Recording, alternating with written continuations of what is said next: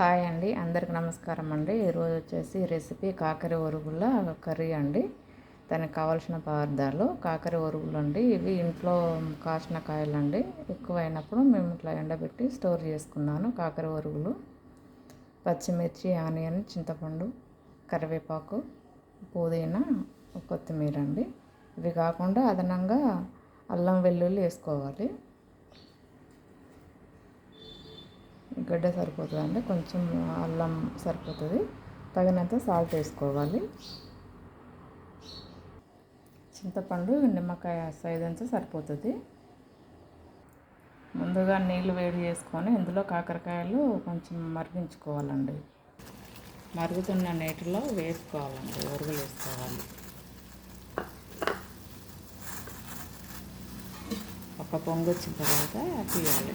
ఎందుకంటే ఇవి గట్టిగా ఉంటాయి అన్నమాట, ఎండినాయి కదా, కొంచెం మెత్తబడాలన్నమాట. సరిపోతుందండి, దింపేసుకోవాలి. ఈ కర్రీకి కొంచెం ఆయిల్ ఎక్కువనే పడుతుందండి.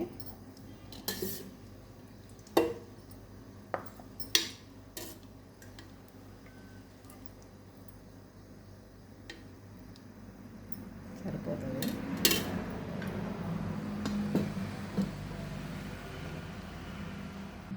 కొత్తిమీర వేసుకోవాలి.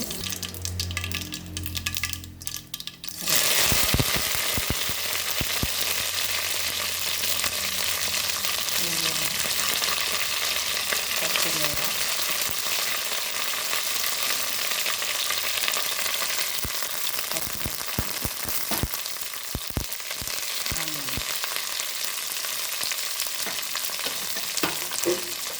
కొంచెం అల్లం వెల్లుల్లి పేస్ట్, పసుపు,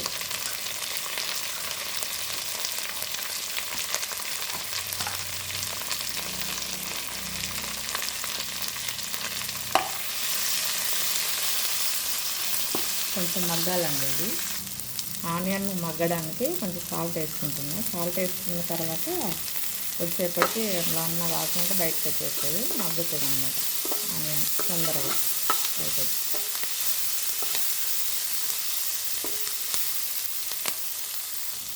ఆనియన్స్ మగ్గినాయండి. ఇప్పుడు కాకరకాయలు వేసుకోవాలి.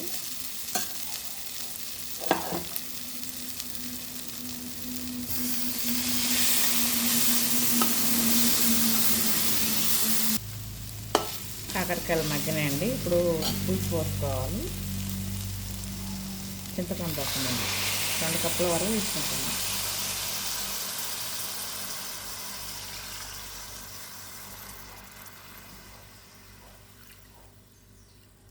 ఒక కప్పు వాటర్,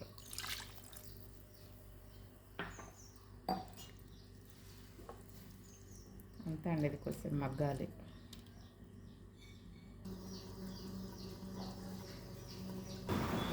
అండి చూద్దాం, దగ్గర పడిందండి. ఇందులో కొంచెం బెల్లం ముక్క వేసుకోవాలి. బెల్లం ముక్క, జీలకర్ర మెంతుల పొడి వేసుకుంటే బాగుంటుంది. ఇదే జీలకర్ర మెంతుల పొడి. ఇది సరిపోతుందండి. బెల్లం ముక్క, కొంచెం ఎండుకారం వేసుకుంటుందండి.